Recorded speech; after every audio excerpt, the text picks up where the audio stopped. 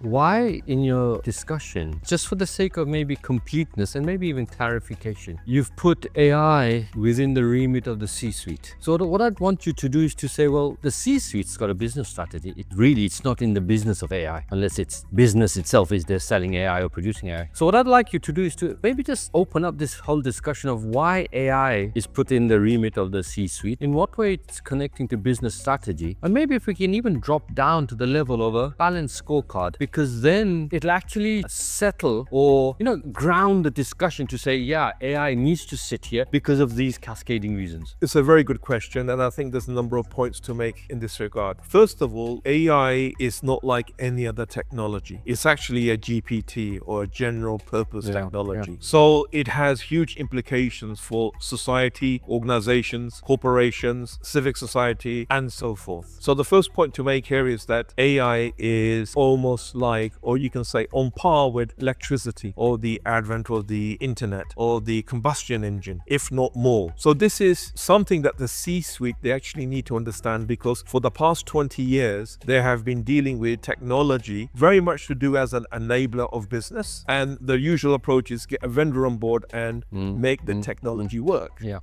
Now, you can't use the same mindset or strategy when it comes to AI because of its nature from a general purpose technology. The second point to make is that AI then impacts almost every facet of the organization. So whether it's sales, marketing, operations, whether it's, procurement, it impacts almost across the board, all aspects of the organization. And there is this nirvana that most people, they want to have, which is to have end-to-end automation. And now there is a huge, you can say, possibility to make end-to-end automation, because you've got your system automation. You may have all types of technology like a robotic process automation integrated with system automation. Now, in order to take the intellectual side of work and represent that, you can do that through AI. So for the first time, there is a possibility to completely automate the whole process and not really have human beings. Or if you want to have human beings, you have human beings within the loop. So the point I'm making here is just the scale of disruption that accompanies the introduction of artificial intelligence or machine intelligence into the organization, and the C-suite needs to be aware. The third point I will make, and which is very important, is that AI is a nascent technology. There is old AI, which is, for example, your conversational AI, your NLP, your machine learning, old AI, and there's now the new trend, which is,